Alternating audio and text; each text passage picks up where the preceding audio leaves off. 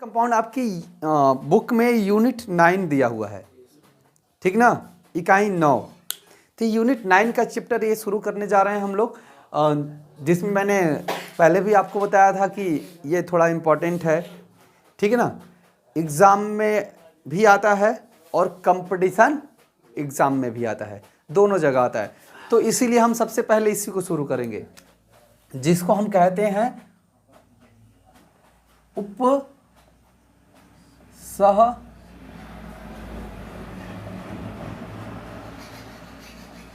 यौगिक।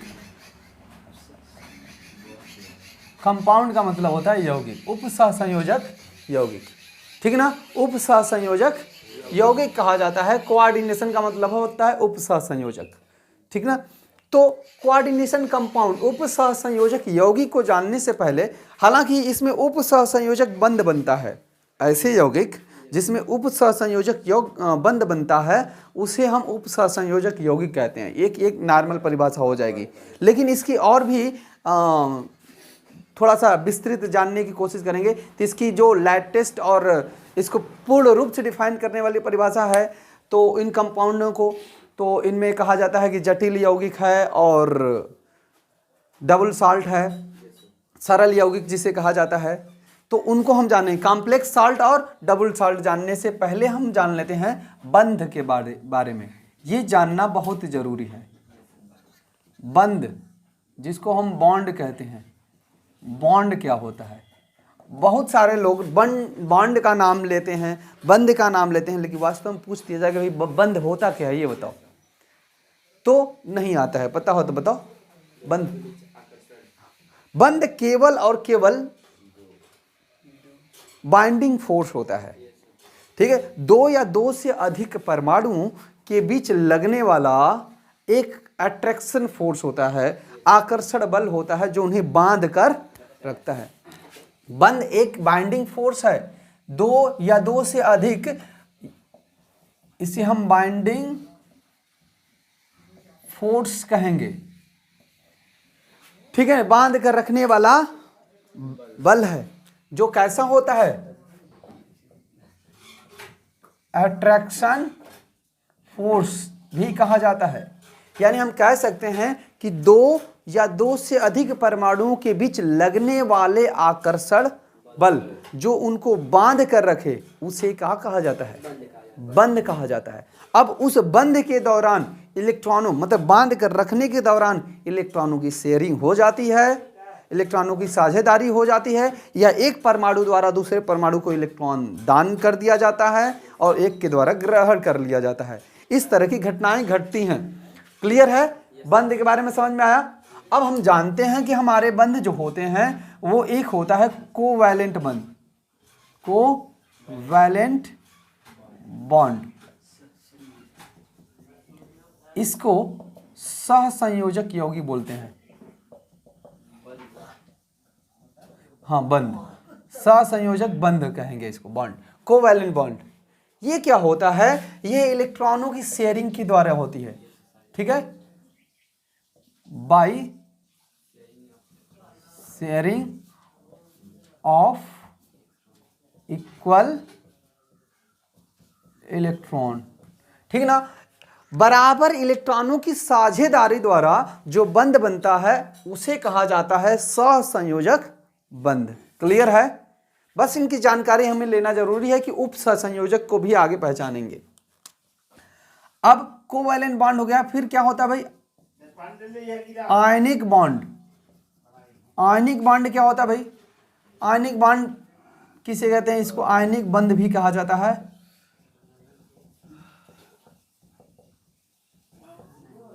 आयनिक बंध, ठीक है। आयनिक बॉन्ड कैसे बनता है, आयनों के मतलब इसमें क्या होता है कि एक परमाणु इलेक्ट्रॉन त्यागता है और एक ग्रहण करता है, ठीक ना। यहां इलेक्ट्रॉनों का क्या होता है, ट्रांसफर ऑफ इलेक्ट्रॉन, ठीक है। यहां इलेक्ट्रॉनों का ट्रांसफर होता है, one atom to another atom. तो एक एटम से दूसरे एटम पर, जैसे हम समझने के लिए मान लेते हैं जैसे NaCl होता है भाई, NaCl होता है, तो Na पे क्या होता है, Na एक मेटल है और मेटल क्या करेगा, इलेक्ट्रॉन अपना त्याग करेगा, तो इलेक्ट्रॉन त्यागेगा तो Na पे क्या आ जाएगा प्लस, और Cl ग्रहण कर लेगा तो Cl पे क्या आएगा। तो इस प्लस और माइनस के कारण इनके बीच एक अट्रैक्शन फोर्स लगेगा, उस फोर्स के द्वारा ये बाइंड हो जाएंगे और आपका NaCl कंपाउंड तैयार हो जाएगा। तो ये जिस बॉन्ड के द्वारा बंधेंगे ये दोनों आयन कहे जाते हैं, तो आयनिक बॉन्ड कह दिया जाता है, और इन दोनों आयनों के बीच आकर्षण बल लगेगा। क्लियर है? तो कुल मिला जुलाकर बंध क्या है, एक प्रकार का आकर्षण बल है। अब हमें जो पढ़ना है कोऑर्डिनेशन बॉन्ड की बात करते हैं, कोऑर्डिनेशन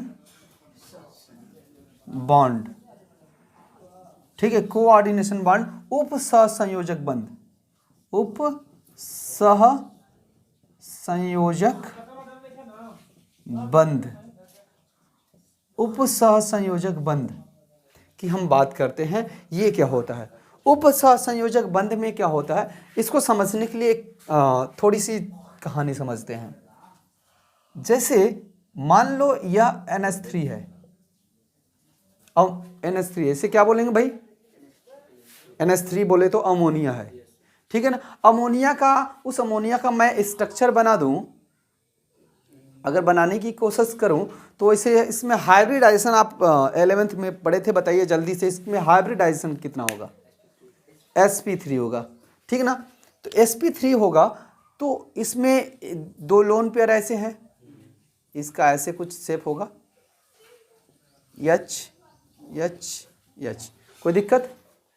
अब मान लीजिए बेचारा एक ठो हाइड्रोजन आता है अपना सब बिल बांट करके, मतलब कुल एक क्या बोला जाता है, H प्लस को प्रोटॉन कह दिया जाता है, इसको क्या बोला जाएगा, प्रोटॉन। प्रोटॉन क्यों बोला जाता है ये भी जान लीजिए, क्योंकि हाइड्रोजन में हम जानते हैं कि भाई एक इलेक्ट्रॉन एक प्रोटॉन होता है, हाइड्रोजन में एक इलेक्ट्रॉन एक प्रोटॉन होता है, न्यूट्रॉन नहीं होता है हाइड्रोजन के पास, ठीक ना। इसका परमाणु क्रमांक एक ही होता है। अगर यह अपना एक इलेक्ट्रॉन किसी को दे दे तो इलेक्ट्रॉन तो बचेगा ही नहीं, तो बचेगा क्या, इसीलिए इसका नाम H, इलेक्ट्रॉन त्यागने के बाद प्लस बन जाता है, तो इसीलिए इस H प्लस का नाम प्रोटॉन है। प्रोटॉन शब्द कहीं आएगा तो आप H प्लस समझेंगे। यह H प्लस आता है और इस अमोनिया के नाइट्रोजन के पास देखता है कि भाई इसके बाद दो ठो तो इलेक्ट्रॉन एक्स्ट्रा है। अब यह हाइड्रोजन चाहता है अमोनिया से बॉन्ड बनाना, ठीक ना, हाइड्रोजन अमोनिया से बॉन्ड बनाना चाहता है, तो क्या करेगा, अमोनिया का नाइट्रोजन भाई बॉन्ड बनाने के लिए कम से कम 2 इलेक्ट्रॉनों की आवश्यकता होती, एक बॉन्ड बनाने के लिए 2 इलेक्ट्रॉन चाहिए ही चाहिए, वो चाहे एक ही परमाणु से दिया जाए चाहे दोनों परमाणुओं से एक एक इलेक्ट्रॉन दिया जाए, लेकिन चाहिए 2 ठो इलेक्ट्रॉन, ठीक है। तो यहां पे अब इसके पास है नहीं तो नाइट्रोजन देगा। मान लो ये रिक्वेस्ट कर रहा है कि भाई तुम अपना इलेक्ट्रॉन देते तो हम भी तुम्हारे साथ बंध जाते, बॉन्ड बना लेते। तो नाइट्रोजन उसको बॉन्ड देता है, और देने के कुछ ऐसे तरीके हैं कि भाई यह इलेक्ट्रॉन, नाइट्रोजन कहता है कि यह 2 इलेक्ट्रॉन हमारे अष्टक को पूरा कर रहे हैं, लो हम इस प्रकार से दे रहे हैं कि यह 2 इलेक्ट्रॉन तुम्हारे भी अष्टक पूरा करेंगे, और शर्त यह है कि जब भी तुम हमसे अलग होकर जाओगे तो हमारे इलेक्ट्रॉन को छोड़कर जाओगे, लेकर नहीं जा सकते, वो हमारे ही अंडर में इलेक्ट्रॉन रहेगा। दैट इज, ये क्या कर लेता है नाइट्रोजन, इसको इस प्रकार से इलेक्ट्रॉन देता है, इसको इस प्रकार डिनोट किया जाता है ऐसे, इसी को हम कहते हैं कोऑर्डिनेशन बॉन्ड। क्या बोलते हैं,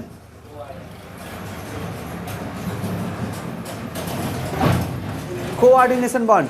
दैट इज, अरे यानी मान लो H प्लस इससे आएगा जुड़ने, तो जो बनेगा वो इस प्रकार से बन जाएगा। चलो हम जो बना है वही, वहाँ पे जो बना है H ये प्लस था, तो जैसे ही ये नाइट्रोजन इसको ऐसे देगा अपना इलेक्ट्रॉन देने के लिए, तो उसका भाई मान लो कि तुम प्लस वाले हो चाहे माइनस वाले हो, अगर हम तुम्हारी जिम्मेदारी उठाएंगे तो तुम्हारा जो भी नुकसान या फायदा होगा वो हमारे सर पे आ जाएगा, इसका प्लस इसके सर पे आएगा नाइट्रोजन के, और 3 हाइड्रोजन ऐसे लगे थे।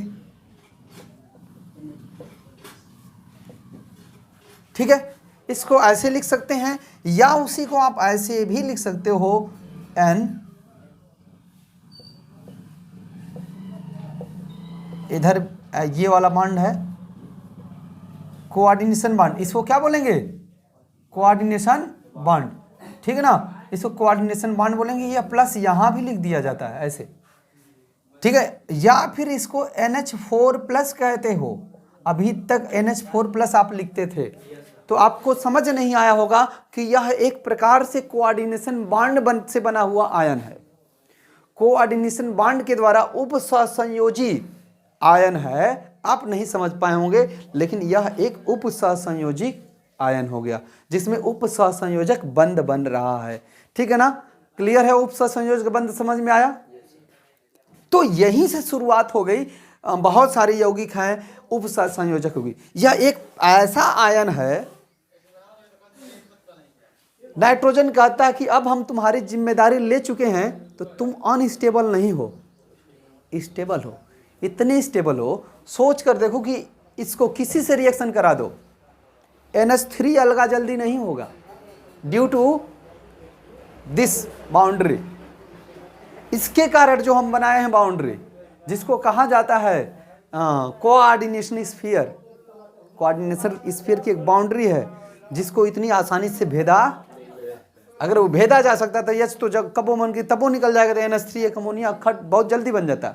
लेकिन NH4+ हमेशा, जैसे NH4Cl होता है, NH4 जानते हैं कैसे बनता है, एक नॉर्मली आपको बताते हैं, HCl आप प्लस NH3 मिल जाएगा, अब बनेगा क्या, ठीक है, ये मिलेगा HCl एसिड है और अमोनिया को मिला दीजिए, आपका NH4Cl तैयार होगा। लेकिन इसको आप ब्रेक करेंगे तो कब वो अब आप अमोनिया का और HCl का आशा मत करिए, कभी भी ये टूटेगा तो क्या टूटेगा, NH4+, क्यों, ड्यू टू कोऑर्डिनेशन बॉन्ड। भाई टूट कर तो फिर से ऐसे हो जाना चाहिए, लेकिन कहता है कि चलो भाई हम तुमको अपना इलेक्ट्रॉन देकर बॉन्ड बनाने की अनुमति देते हैं तो हम तुम्हारी रक्षा भी करेंगे। ठीक है, कि मतलब कोई और दूसरा अटैक करके तुमको अलग नहीं कर सकता है जब तक, या कोई नहीं, कोई पावरफुल ना है, इतना पावरफुल जो उसको अलग कर सके। ठीक है, यानी NH4 कोऑर्डिनेशन बॉन्ड के द्वारा बना है। क्लियर है, ये बहुत स्टेबल आयन बन चुका है अब। चलिए अब थोड़े आगे हम बढ़ते हैं।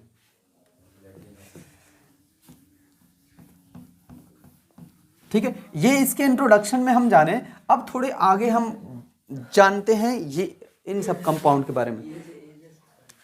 हाँ, तो यहीं से पढ़ेंगे हम लोग ना, तो यहीं से, ये तो हम इसके, ठीक ना, यानी ये बॉन्ड क्या होता है ये सब जाने। अब हम असली शुरुआत करते हैं, जो आप को पहले हम यौगिक जानने वाले हैं। तो यौगिक तो बहुत प्रकार के होते हैं, ठीक है ना, हम मुख्य यौगिक की बात करेंगे जो आपके बुक में वगैरह में है। तो 2 प्रकार के यौगिक होते हैं यहाँ पे, एक होता है डबल सॉल्ट। ठीक है, डबल सॉल्ट कहा जाता है, द्विक लवण, नाम सुने होंगे, डबल सॉल्ट कहते हैं। ठीक है, द्विक लवण, बात समझ में आ रही है। द्विक लवण क्या है, डबल सॉल्ट। अब देखिए डबल सॉल्ट की बात करते हैं तो इसको समझ लेते हैं, डबल सॉल्ट किसे कहते हैं। इसकी 2 प्रकार की डेफिनेशन आपको मिलती है। वे सभी लवण, ठीक ना, वे सभी लवण जो किसी भी जलीय विलयन में अपने आयनों में वियोजित हो जाते हैं, टूट जाते हैं, उन सबको क्या कहते हैं, द्विक लवण कहते हैं। वे सभी लवण, लवण कैसे बनते हैं, अम्ल और क्षार को, अम्ल और क्षार की अभिक्रिया से क्या प्राप्त होता है, ठीक है, साल्ट प्राप्त होता है, लवण प्राप्त होता है। क्लियर है ना। तो अम्ल क्षार की अभिक्रिया से लवण प्राप्त होता है, तो हम वहां पे नहीं जाएंगे, हम डबल साल्ट की डेफिनेशन। वे डबल साल्ट क्या है? वे सभी लवण जिन्हें जलीय विलयन में घोलने पर वो अपने आयनों में क्या हो जाते हैं?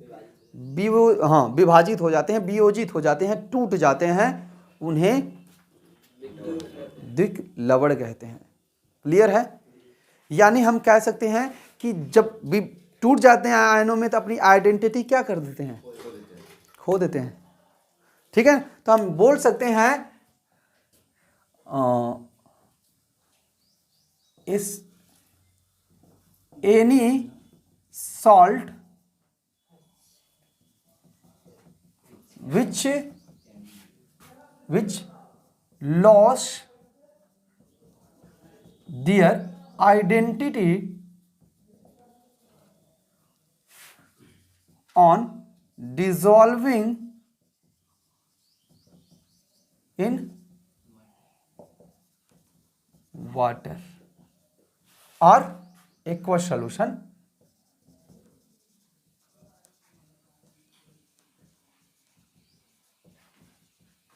ठीक है, any salt which lose their identity on dissolving in water are in aqueous solution.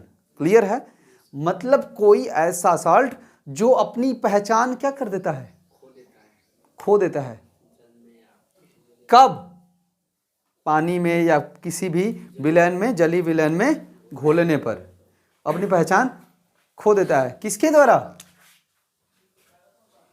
किसके द्वारा? कैसे खो देता है? हाँ, ठीक है,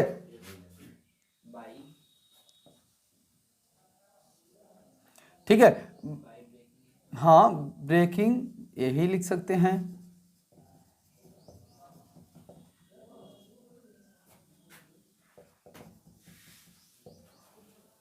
ठीक है, अपने आयंस को तोड़कर, अपने आयनों को तोड़कर, अपने आयनों में विभक्त होकर वो अपनी पहचान क्या कर देता है? खो देता है। क्लियर है? समझ में आ रहा है? उसे डबल सॉल्ट कहते हैं। एग्जाम्पल के तौर पे देखिए, और एक सिंपल और भी आपको ये सुनने को मिलेगा, लोग ये बताएंगे डबल मतलब दो ठो, तो ये भी बात सही है। कम से कम उनमें 2 साल्ट रहेंगे। सिंगल साल्ट को भी डबल साल्ट में मान सकते हैं। NaCl हुआ तो NaCl में एक ही साल्ट है, NaCl। ठीक है, ये घोलेंगे तो Na+Cl- में टूट जाएगा, इसको भी इस कैटेगरी में रख लिया जाता है। ठीक है ना? HCN हो गया, H+Cn-। ठीक है ना? तो जैसे हम एक लिख लेते हैं पोटास एलम,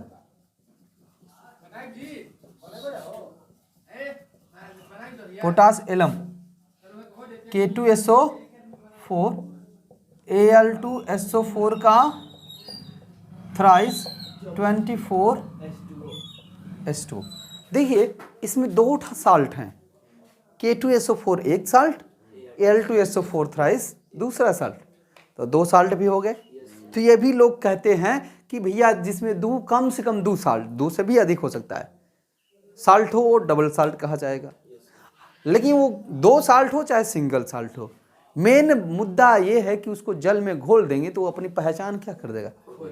जैसे फिटकरी को हम पानी में डाल लेते हैं, फिटकरी अगर पानी में डाल लेते हैं और वो पिघल जाता है, तो क्या पानी को देखकर आप बता पाओगे कि वो फिटकरी है? नहीं बता पाएंगे। ठीक है ना? उसको बता नहीं पाएंगे। ठीक है ना? अब चखेंगे होगेंगे, लेकिन पानी का घोल देखकर, ठीक है ना? नमक ले लिए, NaCl ले लिए भाई, NaCl को घोल पाएंगे? अरे घोल पाएंगे, लेकिन उसके घोल को देखकर नहीं जान पाएंगे। ठीक है, तो क्योंकि अब घुलने के बाद जल में अपनी पहचान क्या कर दिया? खो दिया। ठीक है ना? कुछ और एग्जाम्पल हम आपको बता दे रहे हैं। लाइट है,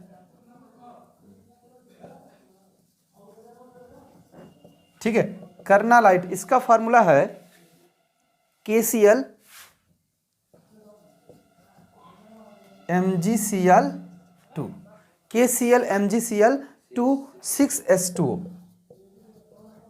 ठीक है, कर्नालाइट भी एक डबल साल्ट है, KCl एक साल्ट, MgCl2 दूसरा साल्ट, डबल साल्ट हुआ कि नहीं। इसको भी तोड़ेंगे, तोड़ेंगे क्या, आप किसी भी एक्वस सॉल्यूशन में डिसॉल्व करेंगे तो डिसॉल्व करने के बाद K plus C L minus M G plus M G पे 2 प्लस सी एल माइनस में क्या होगा, फिर अपनी आइडेंटिटी लॉस्ट कर देगा। ठीक है, तो ये करना लाइट हो गया। और भी एक एग्जांपल हम लिख लेते हैं, मोहर सॉल्ट। मोहर सॉल्ट, ठीक है, मोहर लवण इसे कहा जाता है। ठीक है, मोहर सॉल्ट का जो है FeSO4 NH4 का ट्वाइस SO4 H2O 6H2O ये भी है। ठीक है, मोहर सॉल्ट का एग्जाम्पल है FeSO4 NH4 का ट्वाइस SO4। देखिए एक साल्ट हो गया FeSO4, ठीक है ना, ऐसे हम इसको हटा लेते हैं स्पष्टता से।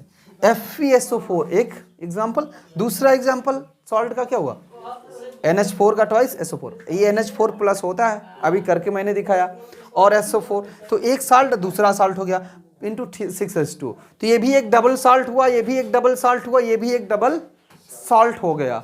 कोई दिक्कत, ये सब डबल साल्ट है और इनको डिसॉल्व करेंगे किसी भी एक्वस सॉल्यूशन में तो अपनी आइडेंटिटी क्या कर देते हैं, लॉस कर देते हैं। ओके, बात समझ में आई डबल साल्ट के बारे में। तो इतना जल्दी से नोट कर लीजिए।